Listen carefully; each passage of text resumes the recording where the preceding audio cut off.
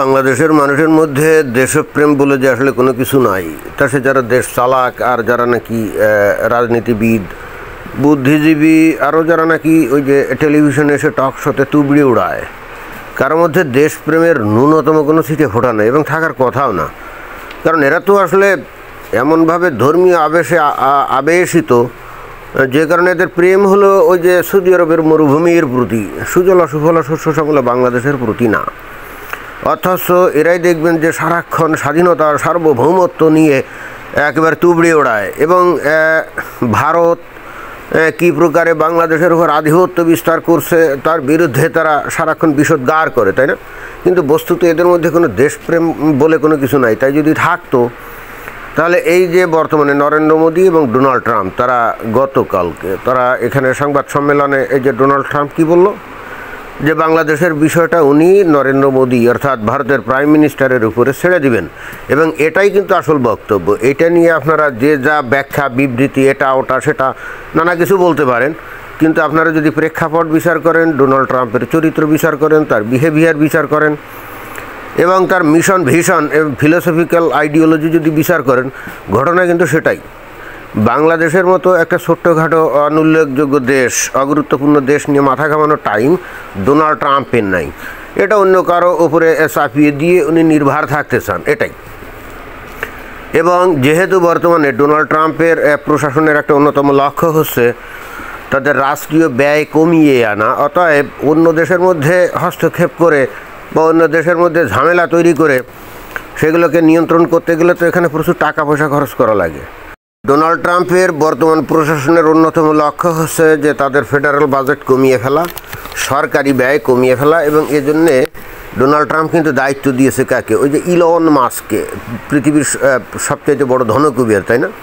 তো তাকে দায়িত্ব দিয়েছে এবং একটা নতুন ডিপার্টমেন্টও খুলছে এই জন্যে, সেটা কি department of government efficiency. Department of কি অদ্ভুত ব্যাপার, অর্থাৎ এইটা কিন্তু আগে ছিল না, এখন এটা তৈরি করে তার ওখানে বসিয়ে দিয়েছে কাকে? এই যে ইলন মাস্ক। এবং ইলন মাস্ক এসেই সর্বপ্রথমে ইউএসএইড নামের যে একটা সংস্থা, যেখানে প্রত্যেক বছর আমেরিকা 60 থেকে 70 বিলিয়ন ডলার খরচ করতো, এটাকে কমপ্লিটলি মানে 3 মাসের জন্য বন্ধ করছে। তো এই যখন অবস্থা, তখন পৃথিবীর বিভিন্ন দেশে গিয়ে ঝামেলা পাকানো বা তাদের দেশের অভ্যন্তরীণ ব্যাপারে মাথা ঘামাতে গেলে পয়সা কড়ি খরচ করা লাগবে না, সেখানে ইনভেস্ট করা লাগবে না, টাকা খরচ করবে না, অথচ আমেরিকার কথায় লাফালাফি করবে, সেটা তো হয় না। এখন প্রথমে তো যে জিনিসটা আমি বলছিলাম যে বাংলাদেশের মানুষের মধ্যে যে দেশপ্রেম নাই, এটা কিভাবে আমি বলছি দেখেন চিন্তা করে। ডোনাল্ড ট্রাম্প তো পরিষ্কারভাবে বলে দিল যে বাংলাদেশের বিষয়টা উনি নরেন্দ্র মোদীর উপরে ছেড়ে দিবেন। তো প্রথমত প্রশ্ন হচ্ছে যে বাংলাদেশ একটা স্বাধীন সার্বভৌম দেশ, তাই না? পৃথিবীটা তো কারো কোনো জমিদারি না। তো আমেরিকা কিভাবে বলতে পারে যে বাংলাদেশ আমি ভারতের উপরে ছেড়ে দিলাম, ভারতের কাছে ছেড়ে দিলাম? মানে এটা মানে বাংলাদেশ কি আমেরিকার কোনো করদ রাজ্য নাকি কোনো ঔপনিবেশিক কোনো দেশ, যে এখন আমেরিকা যেহেতু অনেক দূরে এটা দেখভাল করতে পারছে না, তো এই জন্য পার্শ্ববর্তী দেশ ভারতের কাছে এটারে হ্যান্ড ওভার করে দিল বা এটাকে দেখাশোনার দায়িত্ব দিয়ে দিল। এটা কি বাংলাদেশের স্বাধীনতা সার্বভৌমত্বের প্রতি একটা চরম অপমান এবং তুচ্ছতাচ্ছিল্য করা হলো না? এই পর্যন্ত আপনারা বাংলাদেশের কোনো রাজনৈতিক নেতা, সরকার অথবা কোনো ব্যক্তির পক্ষ থেকে এটার প্রতিবাদ আপনারা শুনছেন? কেউ কি ডোনাল্ড ট্রাম্পের এই বক্তব্যের প্রতিবাদ করছে এখনও পর্যন্ত শুনছেন? তারপরে মনে করেন যে বাংলাদেশে বর্তমান যে অন্তর্বর্তীকালীন সরকার আছে, তারা কি একটা প্রতিবাদ লিখে মনে করেন যে আমেরিকার স্টেট ডিপার্টমেন্টে বলেন অথবা অ্যাটলিস্ট বাংলাদেশে যে আমেরিকার যে এমবাসি আছে সেখানেও তো একটা স্মারকলিপি দিতে পারে, বা দেশের জনগণ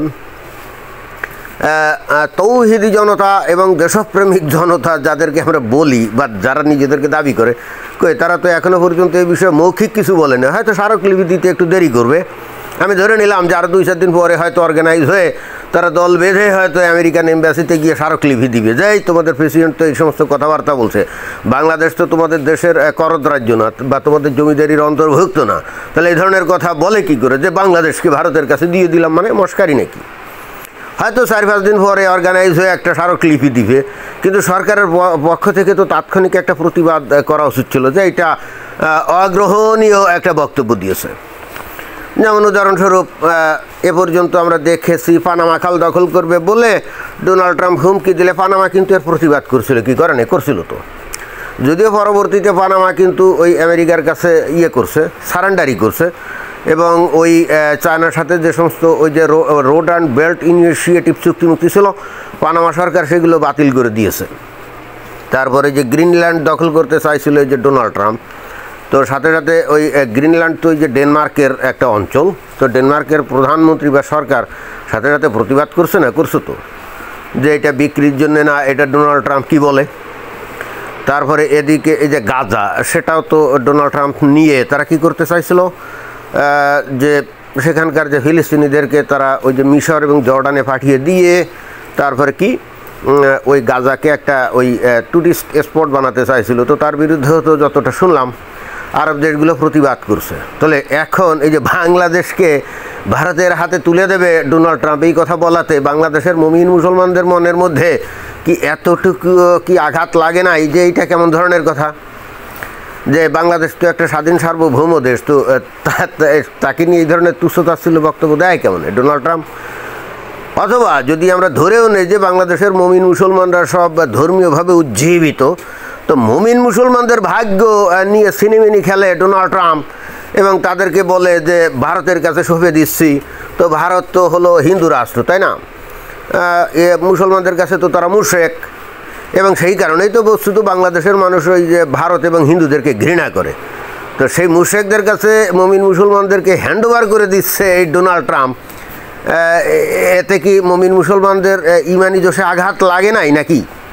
যদি লাগতো তাহলে তো তারা প্রতিবাদ স্বরূপ একটা কথা বলতো। আমি কিন্তু এখনও কারো তরফ থেকে শুনি নাই, হয়তো শুনবো আমার এই লেকচার দেওয়ার পরে বা আমার এই ভিডিও ছাড়ার পরে হয়তো কেউ কেউ শুনবে, তখন চিন্তা করবে কথাটা তো ঠিক, ডোনাল্ড ট্রাম্প এগুলো বলে টালে কি, এটা তো খালি স্বাধীনতা সার্বভৌমত্বের প্রতি আঘাত, তাই না, এটা তো ইমানদার মুমিন মুসলমানদের ইমানের প্রতিও তো একটা চপেট আঘাত। কারণ মুসলমানরা হলো দুনিয়ার শ্রেষ্ঠ জাতি, রাইট, শ্রেষ্ঠ মানুষ, তো সেখানে ইহুদি নাসারা কাফেররা এরা হলো কি নিকৃষ্ট প্রাণী।